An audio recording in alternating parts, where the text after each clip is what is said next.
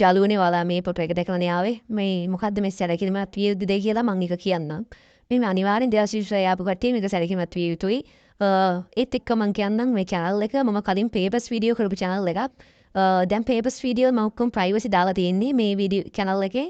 ඉස්සරහට මම කරන්න බලාපොරොත්තු වෙන්නේ කොරියාව සම්බන්ධ imported news ඒ වගේ දේවල්.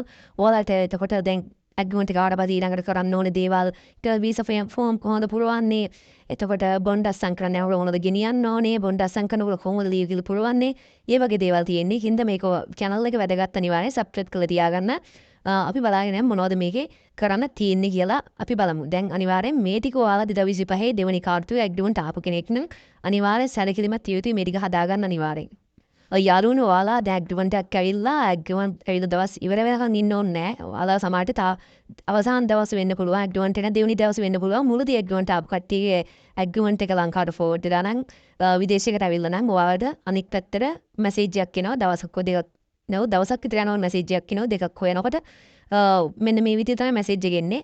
ඔයාලට මෙන්න මේ විදිහට පිළිවෙලට මෙන්න මේ විස්තර ටික තමයි මැසේජ් එකට එන්නේ. මේ මැසේජ් එකේ සම්පූර්ණ ඔයාලා ගේන්න ඕනේ දේවල් මොනවද කොහොමද එන්නේ එන වෙලාව දවස කවද්ද හැමදේම තියෙනවා. මේ මැසේජ් එක මීට ඔයාලා දෙවෙනි කාර්තුවේ එක්කනේ ඉන්නේ.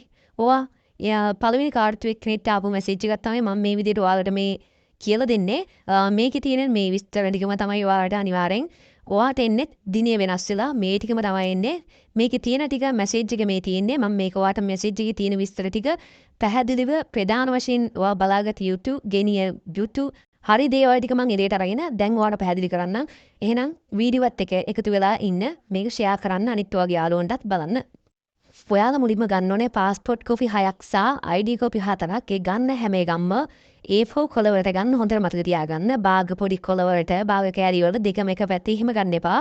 පිනිවර ලස්සනට ගන්න. එතනින් යාළා එක පොඩ්ඩක් බලනවා පිළිවෙලක් කියන දෙයක්. ඔයාලට මුලින්ම රුපියල් 35000ක් වගේ මුදලක් යනවා.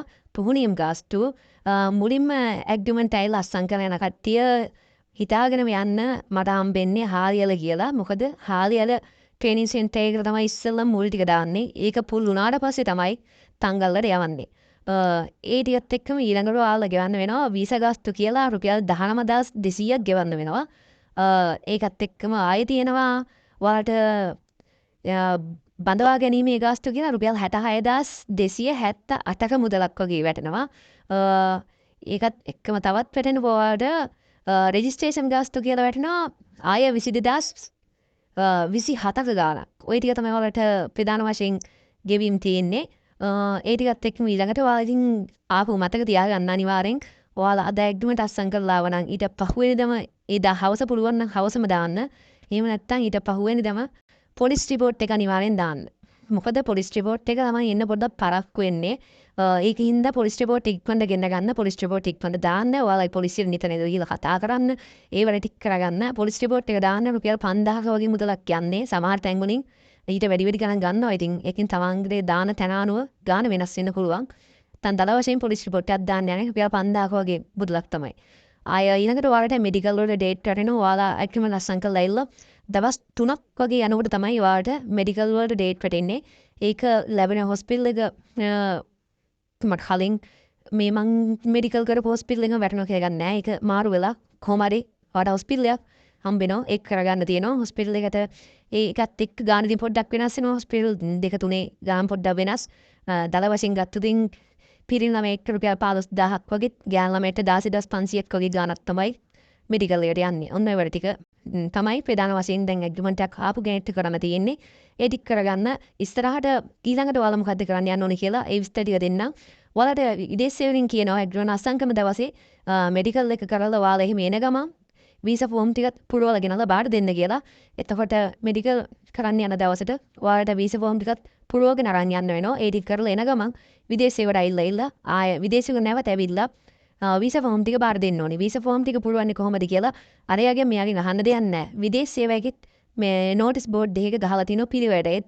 ඇත්තටම අර පළවෙනි වතාවට කෙනෙක් ඒක එකපාර බලලා තේරුම් ගන්න අමාරු තත්ත්වයක් තියෙනවා අනිවාර්යෙන්.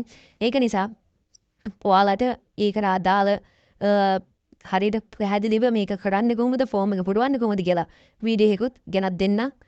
මේ channel එකට subscribe කරන්න, like කරන්න, share කරලා මේ channel එකත් එක්ක ගලා ඉන්න. ඔයාලට ඒ අවශ්‍ය වැඩ ටික ඔක්කොම වීඩියෝ වලින් ගෙනත් දෙන්නම්.